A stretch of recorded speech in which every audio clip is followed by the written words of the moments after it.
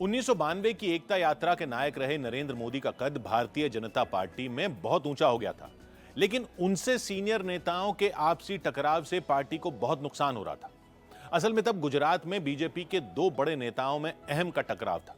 एक थे केशुभाई पटेल और दूसरे शंकर सिंह वाघेला।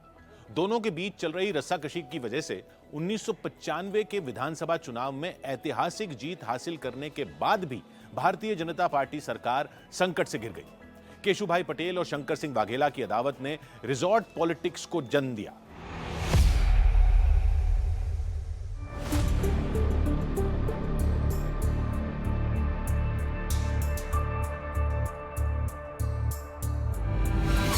चौदह मार्च 1995 गुजरात में भारी बहुमत से जीत कर आई भारतीय जनता पार्टी की सरकार बनी थी।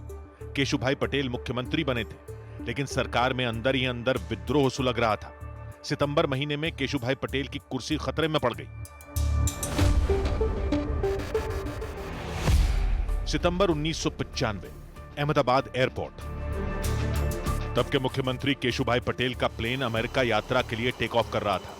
केशुभाई पटेल को अंदाजा नहीं था कि उनके खिलाफ विद्रोह हो चुका है। शंकर सिंह वाघेला खेमे ने बगावत कर राज्यपाल से फ्लोर टेस्ट की मांग कर दी। राज्यपाल ने 5 अक्टूबर 1995 को विधानसभा में फ्लोर टेस्ट की तारीख तय कर दी। यहां से शुरू हुआ हाई टेंशन पॉलिटिकल ड्रामा।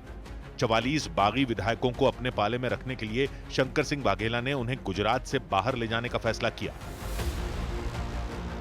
बागी विधायकों को सुरक्षित और एकजुट रखने के लिए जगह चुनी गई मध्य प्रदेश। तब वहां कांग्रेस के दिग्विजय सिंह मुख्यमंत्री थे। बीजेपी सरकार गिराने के लिए दिग्विजय सिंह तैयार थे। बागी विधायकों को मध्य प्रदेश के खजुराहो में ठहराने का बंदोबस्त कर लिया गया, लेकिन विधायकों को गुजरात से मध्य प्रदेश लाने के लिए जिस प्लेन को उड़ान भरनी थी, ऐन वक्त पर उसका टायर पंक्चर हो गया। टायर बदलने में इतना वक्त लगा कि शाम ढल गई। उधर खजुराहो एयरपोर्ट पर रात में प्लेन की लैंडिंग के इंतजाम नहीं थे।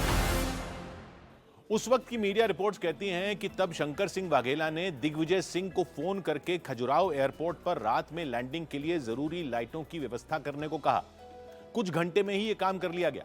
गुजरात के बागी विधायक उसी रात खजुराहो पहुंच गए। 20 सितंबर को उस कहानी में नया ट्विस्ट तब आया जब केशुभाई पटेल की जगह सुरेश मेहता को गुजरात का मुख्यमंत्री बना दिया गया। लेकिन गुजरात बीजेपी के दिग्गजों के बीच की खींचतान कम नहीं हुई। शंकर सिंह वाघेला ने राष्ट्रीय जनता पार्टी बना ली। अक्टूबर 1996 में शंकर सिंह वाघेला सुरेश मेहता सरकार को गिराने में कामयाब रहे। 23 अक्टूबर 1996 को वो गुजरात के मुख्यमंत्री बन गए। मगर वाघेला ज्यादा दिन न सरकार चला पाए न ही पार्टी। 1998 में उन्होंने राष्ट्रीय जनता पार्टी का कांग्रेस में विलय कर दिया। नरेंद्र मोदी जैसे निष्ठावान संगठन शिल्पी के लिए रिजॉर्ट पॉलिटिक्स का पहला अनुभव बेहद कड़वा था। जिन्होंने अपने तप, त्याग और परिश्रम से पार्टी को सत्ता के शिखर तक पहुंचाया था, वो कद्दावर नेताओं का टकराव देख नहीं पाए। नरेंद्र मोदी ने तब गुजरात की राजनीति से दूरी बना ली। गुजरात से दिल्ली आने पर नरेंद्र मोदी को पार्टी में राष्ट्रीय सचिव फिर महासचिव बनाया गया। इसके साथ उनके पास राष्ट्रीय कार्यकारिणी समिति के सदस्य का काम भी था। केंद्रीय नेतृत्व ने जब नरेंद्र मोदी के कुशल संगठन नेतृत्व की क्षमता देखी, तब उन्हें 5 राज्यों का प्रभारी बनाया गया। लटियन जोन के अशोका रोड पर बना बंगला नंबर 11 नरेंद्र मोदी का आशियाना था।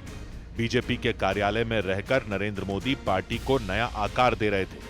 हिमाचल प्रदेश बीजेपी के नेता असीम आलूवालिया से जानिए नरेंद्र मोदी का इलेक्शन मैनेजमेंट कैसा होता था। नरेंद्र मोदी ने वास्तव में बैठक होती क्या है वो बताया हम लोगों को, कि बैठक जो है वो बैठक होनी चाहिए कि आप बाहर से आते तो बैठक में आएंगे तो सभी के अलग अलग मत होते हैं, लेकिन जब हम बैठक से बाहर जाएं तो हम सब एक मत हों। ये एक बैठक की सफलता का पैमाना होता है। पीएम मोदी पर न्यूज 18 की खास सीरीज जारी है। कल रात 10:10 पर देखना ना भूलें।